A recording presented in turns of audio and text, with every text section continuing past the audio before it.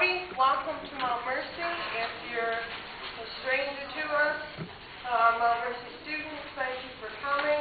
I'm Charlotte Martin. I'm teaching religious studies and am honored to be connected with this event. I'd like to introduce to you Frank Cordero here, who will do a better job of telling you about the speaker and what he will talk about.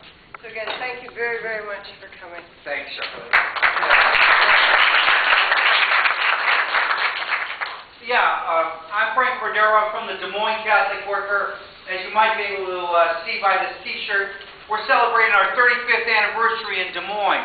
And the reason that Martha is here is that she is our guest speaker for our anniversary. And we were able to talk her into spending a few days in Iowa and Nebraska, and then I went to work trying to find Catholic campuses so that Martha could tell her story. Martha is the granddaughter of Dorothy Day. How many of you all ever heard of Dorothy Day? Wonderful, exciting. Dorothy Day is probably, as she was referred to, the most significant, she's the significant Catholic in the 20th century. An exciting human being who lived a rich and full life, and she did it as a Catholic. And she helped start with Peter Morin a radical lay movement in the church.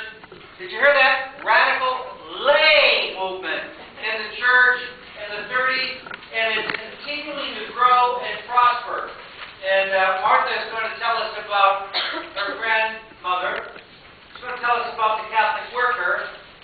And she's going to tell us about herself and how she got reconnected with her faith in this movement that her grandmother started and that she's fully embracing these days with the same kind of strong faith commitment in a church that's asking a whole lot of different questions and a world that's a whole lot different except for our love for war.